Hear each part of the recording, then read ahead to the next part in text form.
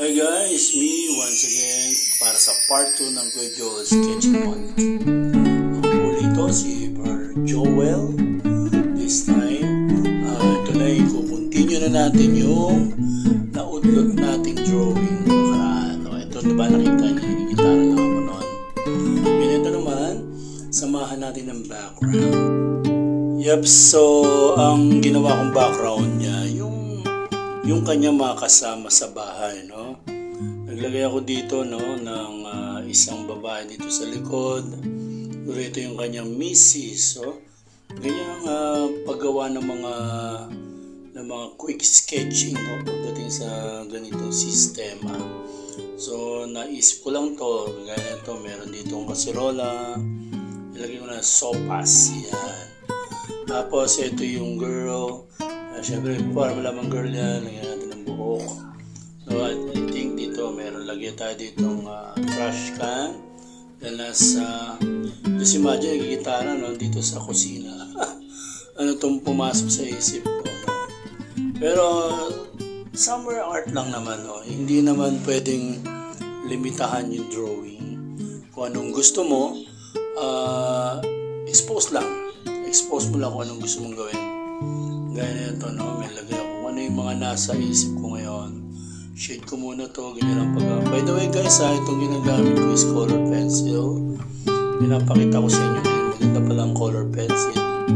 Pagdating sa sketching, no? Malambot, very soft, no? Hindi siya matigas. Tsaka, very cool, yan. Bilang ako mag-sketch, nakita niyo, nag-isip ako ng isang bata dito.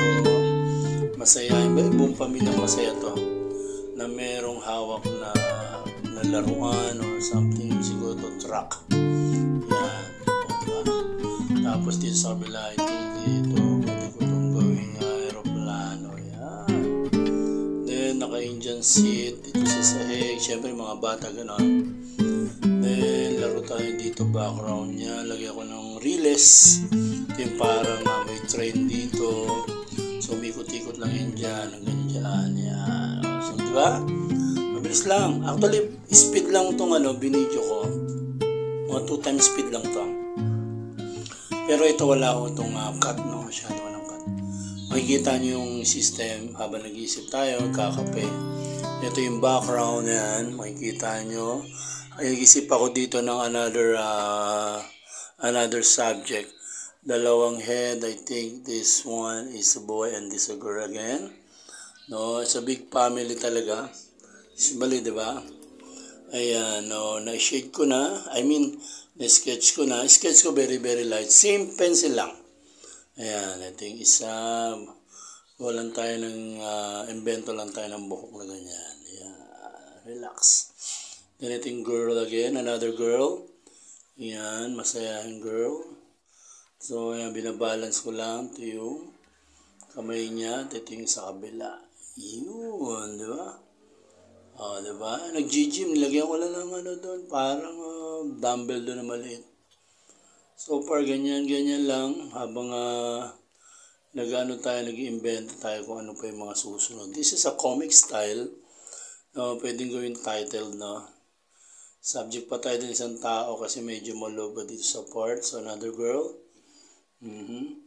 Yan, medyo very light lang lahat. Kung isi-shade ko na to, yan, didiinan nyo lang yung lapis. Yan, relax lang yan. Yan, nag-cellphone, no?